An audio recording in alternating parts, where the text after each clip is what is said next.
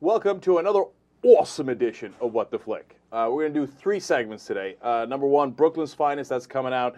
Number 2, Alice in Wonderland. And then third of all, Oscar predictions.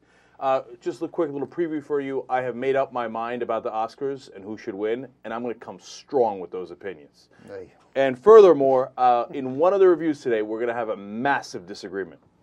All right, so everybody buckle up. Let's get started with Brooklyn's Finest. Oh, wait a minute. What the hell? I'm supposed to be a professional host, right? Matt Ashity from Rotten Tomatoes. Thank you. He's Thank here, you yes. Ben Mankiewicz from Turner Classic Movies. One wonders. Okay, about my state of professionalism. Anyway, so speaking of which, hey, look, Ben, let's start with Brooklyn's Finest. What happened there, Ben? Directed by Antoine Fuqua, who brought us Training Day. I don't know about you guys. I liked Training Day. Gave us Denzel Washington's Oscar-winning performance. Did we like Training Day, Cenk? Are you kidding me? I love Training Day. Matt? I enjoyed that movie. This is really You ever three... get your shit pushed in, Holmes? This is the story, really 3 different stories that come together barely at the end of the film. I don't mean barely weakly. I mean there's not a great attempt to weave them together even. They're near each other. Yeah, they sort of skim each other at the end of the film. Ethan Hawke, Don Cheadle, and Richard Gere. It's the story of their 3 different police officers, and their stories sort of exist side by side in Brooklyn, obviously, and without giving too much away, it involves undercover cops, beat cops, and drug cops. And it is sort of the story, again, of those 3 different types of police officers and the enormous pressures that they face on the job. It's an attempt to bring us, I think, again, an attempt to bring us the real lives of police officers and the enormous stresses that they face in the different types of jobs that they face. This is an attempt, I think, to give us a real look at police officers. All right, I'm coming strong right off the bat. We got controversy. We got disagreement on this one.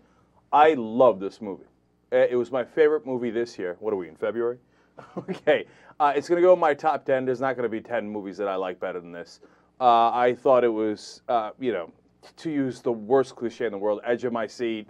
But I was tense throughout the whole thing. I love the actors. I love Richard Gere being old school. Got Omar from The Wire in there. Wesley Snipes, old school for New Jack City kind of reference. He gets out of jail. It's as if he was a character from New Jack City and he'd gotten to jail and come back, if you ask me, okay? But I come to find out that these guys didn't like it as much as I did, and that's outrageous. So I'm going to go to Matt. Well, This movie is cliche-orama from the very beginning. The first moment that you see Richard Gere's character, he wakes up, pours himself scotch, and drinks that, and that's how he starts. I'm like, okay, there's old broken down cop cliche number 1, right? Then True. You've got, I'll give it to you. You've got Don Cheadle complaining about how his life is evaporated outside of his undercover work. His wife's divorced him while he's been gone. Okay, there's broken down cop cliche number 3. And you could where was number 2? Wait a minute. You skipped from 1 to 3 Number there. 2 was Ethan Hawke, the guy who's got money problems, and is he going to try and steal money, or is he not, and is he going to get away with it? I mean, it's the cliches are flying fast and furious. I think that it's unfortunate that this script is such a mess, because to me, what makes the movie at all watchable is the performances of the actors. I think that Don Cheadle's great. It's a nice turn by Wesley Snipes, who's not chewing the scenery. He's kind of playing this understated character who, you start to feel for him a little bit for as little screen time as he gets. I'm not normally a fan of Ethan Hawke. I thought he was really good in this movie. Yeah, you know what? I was never sold on Ethan Hawke until this movie, okay? And I've liked him in a bunch of movies, but I was never like, oh, Ethan Hawke's a great actor or even really a solidly good actor. But in this one, I thought he rocked. I don't know. I mean, to me, the cardinal sin that this movie commits is that it's kind of just forgettable. Like, really? And one of the things is, I've realized, I've looked back at other movies that Anton Fuqua has done since Training Day. He did Bait, which I kind of enjoyed at the time, but nobody really remembers, the Jamie Foxx movie. He did King Arthur, which is kind of enjoyable, but it's, you look at his past movies, the last few movies he's done, it's like, oh, right, he did that one, and he's kind of just does these movies, and this is another one that it's like, okay, while you're watching it, it's all right. But 3 months later, are we going to remember? Am I going to remember that? Oh yeah, I saw Brooklyn's Finest. I loved it. No. All right, Ben, break the tie. Go. I think that Matt has come close to nailing it. I don't even know. I can't even say there's much debate here. I took such great notes on it that I can't find. That drives me freaking crazy. This is a great thing about the show that I love that I would be able to. I like the idea that I could say that on at the movies. I had such great notes. I don't know where I put them. Producer. There is such a gigantic, crushing ring. Rings don't crush. I also couldn't mix my metaphors at the movies. But there is a sort of there's a sort of it's just the sense of inauthenticity in this movie is overwhelming. Wow, man, it's like we saw two different movies. This movie looks like it was shot in Hollywood. Where was New York? Where was Brooklyn in this movie? Nothing. There wasn't a gritty moment in this movie. First of all, no gritty moments. The whole movie was gritty. There's no dirt. Brooklyn, there's nothing gritty about this movie. I've never seen the projects look that clean. I've never seen anything look so nice in this movie. Go watch Clockers, right? No, Clockers is a movie that happens. First of all, no. But that's the thing. That would have been the cliche. Oh, Brooklyn, so dirty. And it is dirty. No. I've been to Brooklyn. I know how dirty it is. Okay, I've been to Brooklyn. But it's about that dirty. It's not movie dirty, where in the movies there's the rats coming out of the gutters and stuff. No, it was fine. No, it wasn't. It was not. It didn't look like Brooklyn. It didn't look like it was shot in Brooklyn. First of all, I read cop books. I read tons of them. I read cop books written by Joe Wamba, and I read cop books written by Michael Connelly, who covered cops. Now, those guys mainly write about Los Angeles in their defense, but those guys are cops and covered cops, and they know how cops talk. And I watched The Wire, and I watched NYPD Blue, who was executive producer is Bill Clark, who was an NYPD Blue cop. And we both love The Wire, those guys have police consultants. That's how cops talk. Richard Gere didn't sound like a police officer. Don Cheadle didn't sound like a police officer. Ethan Hawke didn't sound like a police officer. Not for 1 second did they sound like a police officer. Ethan Hawke's been stealing money the whole time. He shows up, he's stolen some more money, and then he opens the bag and he's like, it's not enough, it's not enough. You didn't look at it before for a second, and then he looks around downstairs in his laundry room like he doesn't know where to put it. Put it where you put the other money, okay? There's not, again, this ring of authenticity to it. Don Cheadle. No, there's some, the stealing of the money comes right in the beginning of the movie, so we're not giving anything away there. But there's some chance that was the first time he stole money in that first scene. No.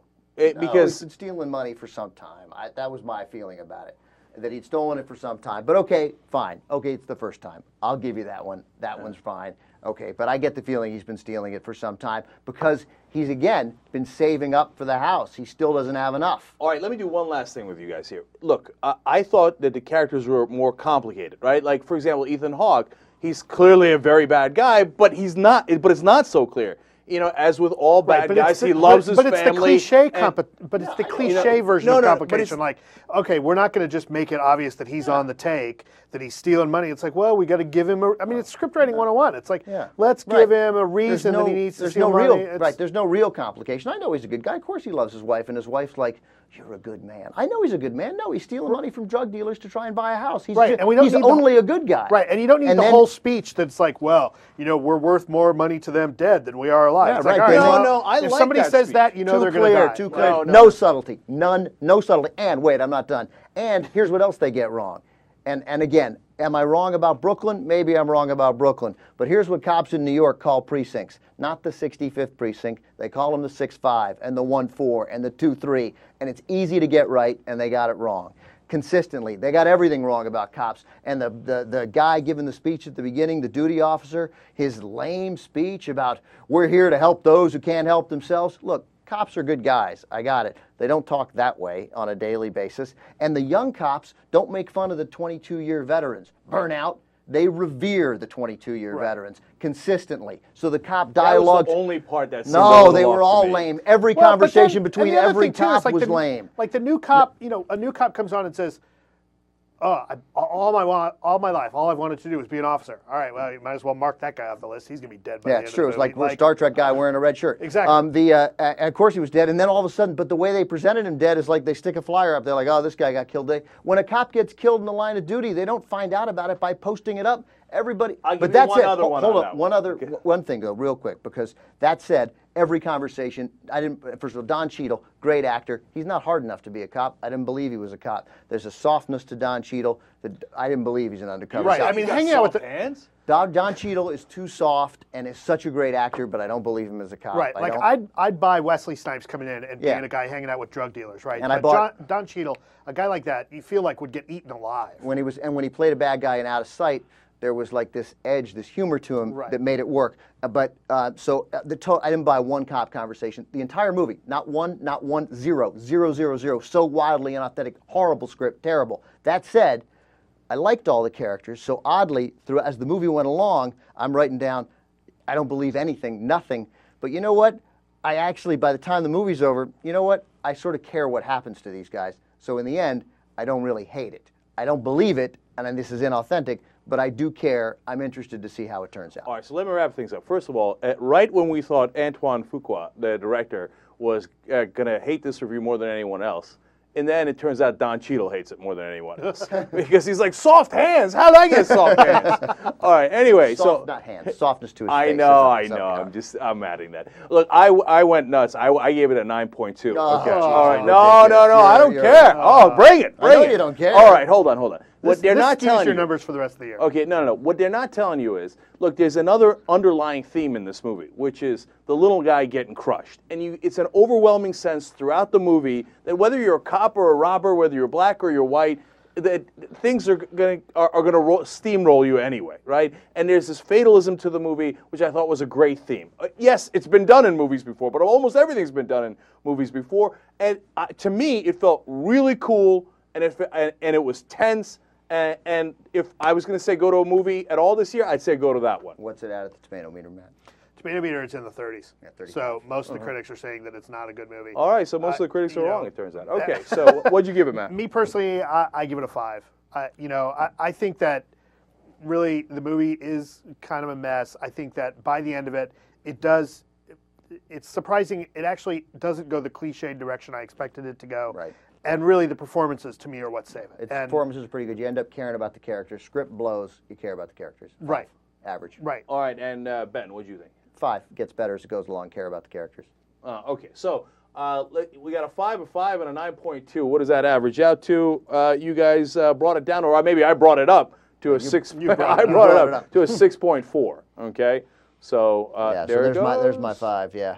And the final is there we go. Yep. 6.4. All right, so now it's in your hands. You go watch it and you tell us who was right and who was wrong. You were wrong. All right, we'll find out. All right, now, second movie we're going to review this week is Alice in Wonderland. Alice in Wonderland's summary is incredibly simple. It's Alice in Wonderland.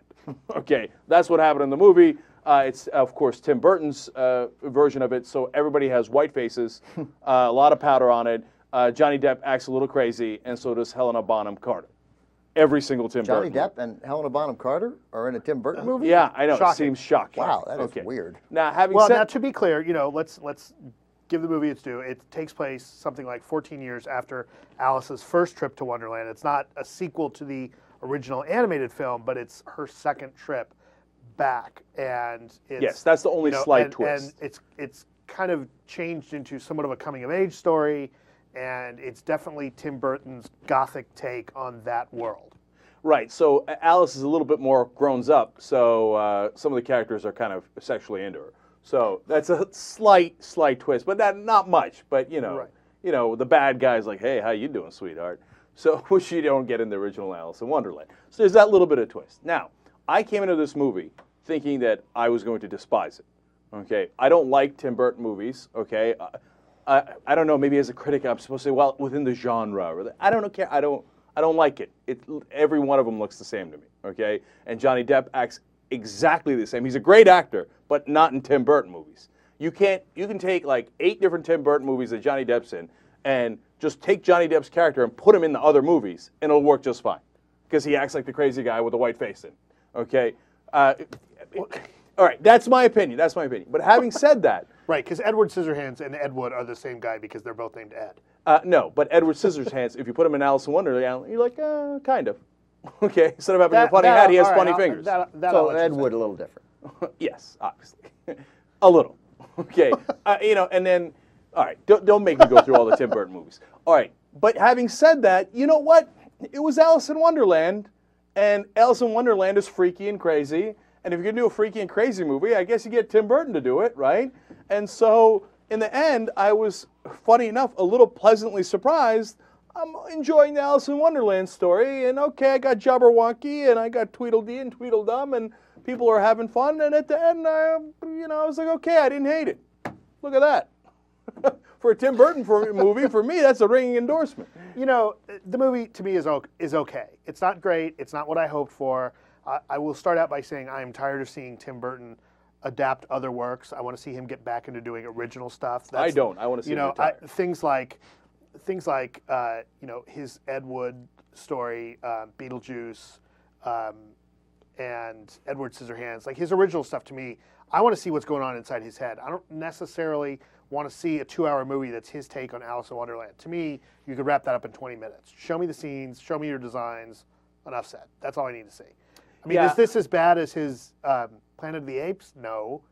And the movie looks beautiful, and Bonham Carter and Depp are great, but I felt like it was missing something. I didn't feel it was that engaging, and kind of how I said with Brooklyn's Finest, 6 months from now, it's like, oh yeah, Alice in Wonderland happened. There's nothing here to get passionate about. Here's what I want to do. I want to issue a challenge to Tim Burton. Do a movie where people don't have white powder on their face. I dare you. I triple dare you. All right. Now, I mean, I don't. I'm not an excuse maker. But you're going to see me this week on MSNBC and CNN and on the Adam Carolla family of networks with Teresa Strasser, the Parent Experiment, and here doing this, and a bunch of radio shows and a bunch of things, KNBC here in LA, and a lot of Oscar stuff this week. And I didn't see Alice in Wonderland, but I want to engage myself in the Tim Burton part of the conversation because I share both of your opinions about Tim Burton. And as a movie critic, I think it's really important not to rule out genres or directors automatically in principle. If I were just a fan of films, and of course I am also, a fantasy, probably not my first choice. And there's always something fantasy about the kind of movies that Jag is talking about. I mean, Planet of the Apes had no whiteface, and Ed Wood had no whiteface, and I thought Ed Wood was wonderful. I liked Planet of the Apes. I didn't mind Planet of the Apes. Yeah, it's interesting. Funny enough. Now I Bow your head. I loved the original Planet of the Apes. I liked a couple of the sequels, and I loved the TV series because I was exactly the right age for the TV series. I mean, I'm sure if I saw the TV series again, I'd be like, oh. Trust me, you would be. I'm sure, but I had the dolls. I mean, the action figures. No, and the original. I'm sorry. Not to go I off total I tangent. apologize for using the word dolls. Can we reshoot? And I'll go with you. That first, the original Planet of the Apes is a brilliant movie. Yeah, I'm not afraid to say it. That's a damn near perfect movie. Yeah. Burton's take on it. Yeah.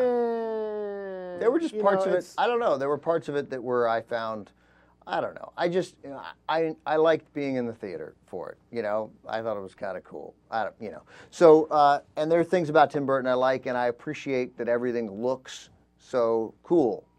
But that said, I don't understand why there's never a story, or why, with the enormous budget given, he doesn't pay $300,000 and hire someone to write a script, and then still make everything look great. That's because Tim Burton is a bit like Mike Shanahan. He's convinced himself that the industry is right, that he's a genius. And he's not a genius, okay? If he was a genius, he'd make, 3 movies that don't resemble one another. Okay, look, but you can tell I don't like Tim Burton. Having said that, I'm going to go to a 5.0 on this movie because I was pleasantly surprised that, I wasn't insanely bored throughout the movie, and that, he delivered the story in kind of an interesting way. And I wasn't dreading the time, and I was like, okay, that was Alice in Wonderland. If you like Alice in Wonderland, not bad, not bad. I'll give it a 5.0. See, I'm not much higher than you on that. I give it a 6, and partly because I think that Tim Burton and Alice in Wonderland, a Lewis Carroll story, should be a gimme. He should have knocked this out of the park. And I find it distracting. I mean, I find it, watching kind of the CGI was a bit distracting, and ultimately it's kind of a disappointment for me. So Yeah, the CGI it's still worth seeing. It's still definitely kind of worth seeing and going to. But in the end, it's one of his lesser films. See, that's funny because I think the CGI was a little off too, and that's a good point. But what's funny is that you were expecting more from Alice in Wonderland. I was expecting less from Alice in Wonderland. So that's why we have the scores that we do. But in the end, it winds up being nearly the same. The average is a 5.5, between the 5 and the 6. And so, if your kids are into it, you're into it, you want to see it, that's good enough score if you ask me, right? If you're not into Alice in Wonderland, then don't do it. I'm going to give it a 5.5. All right, so now Oscar predictions.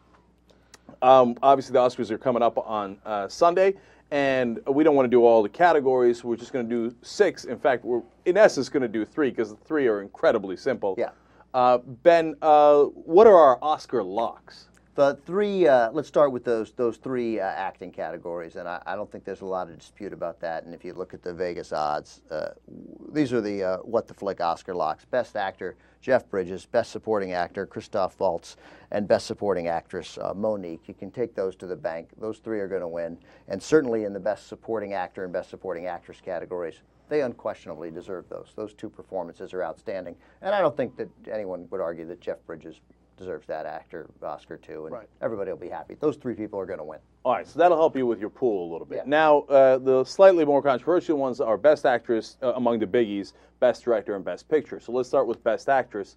It appears to be, Ben, between Sandra Bullock and Meryl Streep. Yeah, I just did a piece that's going to air today on KNBC in Los Angeles. It's amazing that we're even having this conversation here between, that we're having a sentence that includes Meryl Streep and Sandra Bullock.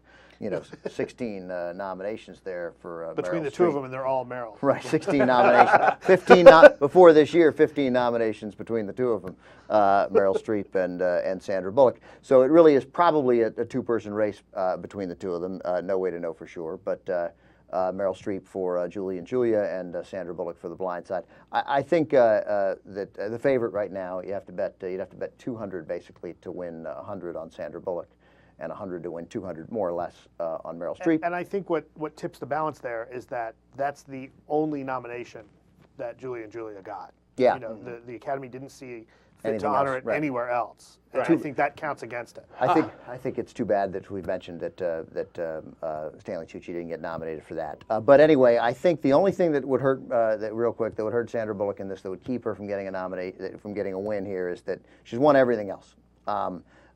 Is that time has gone by, and that it's given people time to sit and say, are we really going to give an Oscar to Sandra Bullock for The Blind Side? And they've had a month to sit on it.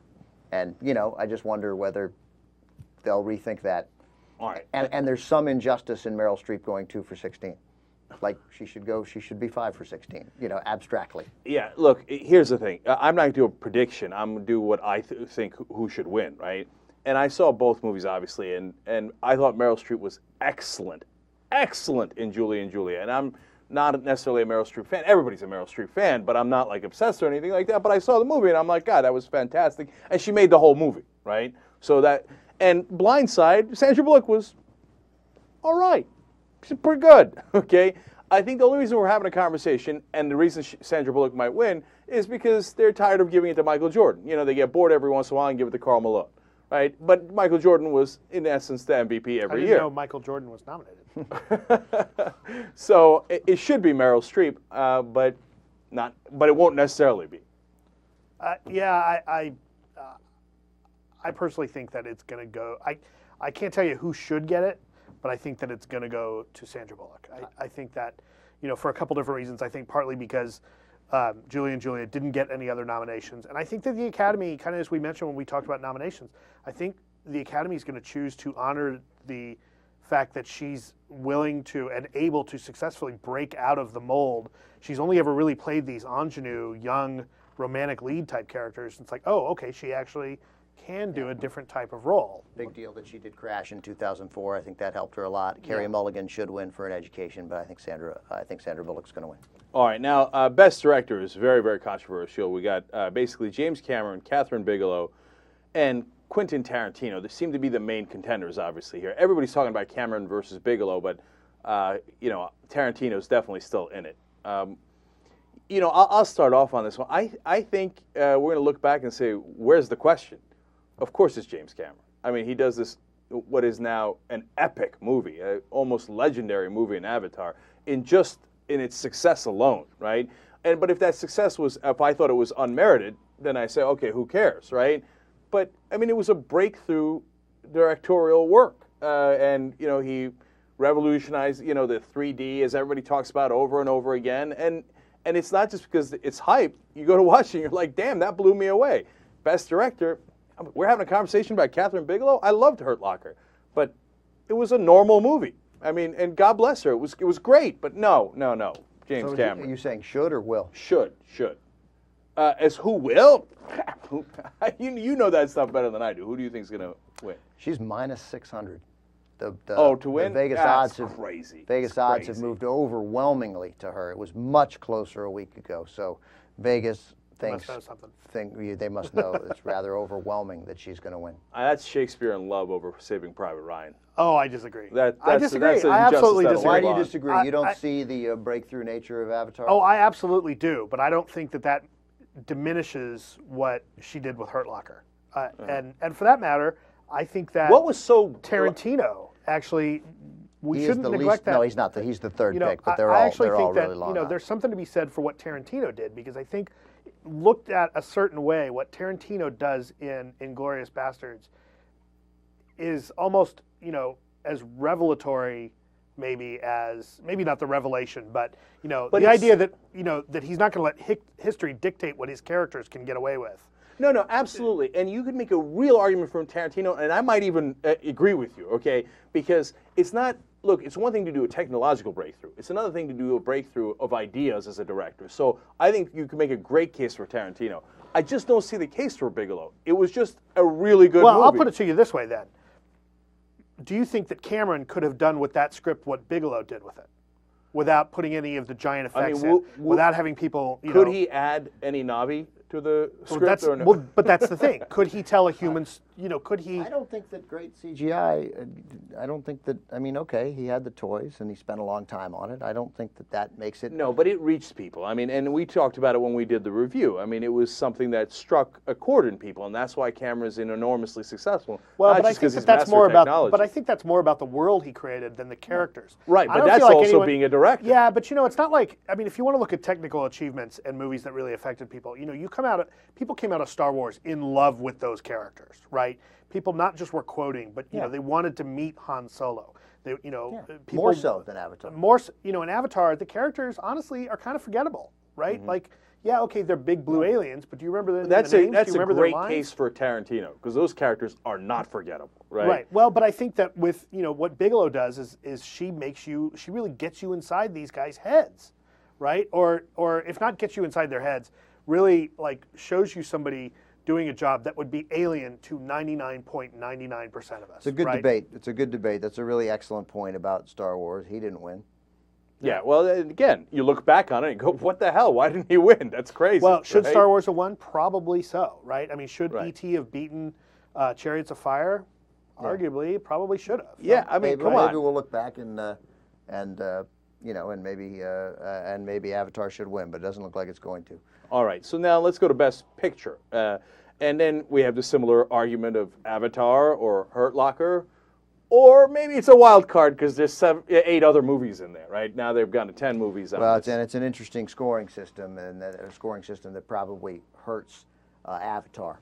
Yeah, it's the instant runoff system, where if you don't finish first, the movie that finishes last gets eliminated, and if your second place vote moves up, and anyway, right. It used to be if you were a passionate pick, it could help. And in an old way of scoring, we could have had a winner with as low as 11% of the vote in a 10-system field. It wouldn't have been 11, but I don't think anybody wanted that. So now it's a constant runoff, dropping the bottom movie until we get to somebody with 50%. You know what? I would love to see them do that live. Oh, it would okay, be very come on. exciting. You want to talk about March Madness? That'd be February Madness. But That It'd would be like watching great. the election results, But that right? means that there's a passionate 30% for Avatar, and that's all there is for Avatar. And there are a lot of people who are like, I don't like this Avatar, and they put him at the bottom. Then Avatar is going to drop off, and it could mean that movies like *Inglourious Bastard* or *The Hurt Locker*, who are the second and third choice of a lot of people, that could Well, and I think propel that if you look at the history and you look at the politics, I think there's a lot of politics going on that are going to keep Avatar from winning, right? Oh, really? Absolutely. I think that the Academy is loath to give James Cameron the opportunity to stand up on that stage again and proclaim himself king of the world a second time. Or to say what he said that I found particularly noxious at the Golden Globes. Even worse than "I'm King of the World," which I didn't mind because, for crying out loud, it was a line from his movie, and it was a celebratory moment. But at the Golden Globes, which you may not remember, he was like, "So much talent here tonight. Give yourselves a round of applause." That's unbearable. It's unbearable. Give Unbearable. yourselves a round of applause. I've never heard anything more patronizing, condescending but, in my you know, life. So I'm rooting against him now all of a sudden Well, because but there's of that. a couple other things going on there too. Like if you look at the writers, if you look at the script awards, Avatar's not nominated for a script, which you could look at if you're painting in broad strokes and say, okay, the writers aren't going to vote for it, right? For a script. They're not going to vote for that movie Right. for Best Picture. And I have a personal theory that the largest voting branch of the Academy, the acting branch, is not going to vote for that movie. Because it's not an actor's movie. I mean, It's not an actor's It's not movie. even close to an actor's movie. It's an anti-actor's Or at movie. least they think it's not an actor's movie. It's not an actor's movie. Well, you know, I mean, I mean- Cameron made some good points about Saldana not getting her nomination. I understand, but I mean, that's what that is an argument to save it because it's not an actor's movie and they're scrambling. Right. I mean, I hear him, but it's Right, he's but trying ultimately, he's scrambling. I think that the actors are going to say, well, it's not an actor's movie. 22% of the voters are actors. The average age of the Academy voter is nearly 58 years old. So I don't think that older people are likely to vote for Avatar, and we don't think that actors are likely to vote for Avatar. Yeah, because how well do the 3D glasses work with your regular Everything glasses? you're already with your wearing. bifocals? We're already wearing incredibly thick bifocals. It's a guess. Avatar was about -250, which means you'd have to be, and I'm talking Vegas odds, and again, we just assume that they have some instinct here. Lord knows they've been wrong before. But it's moved to even. The odds are moving away from Avatar, and it's also just my sense that the longer it goes, that people are thinking, and again, this is just the thoughts of guys like me and you and Cenk and in Starbucks, talking to other idiots like me and you and Cenk, and thinking, really, we're going to give it to Avatar? But it's still the favorite. Hurt Locker is closed to -200. The third favorite now in Vegas is up in the air. Really? Inglourious Bastards is the fourth favorite, but you can get pretty good odds. You bet $100 on Inglourious Bastards, you're going to win $1,400.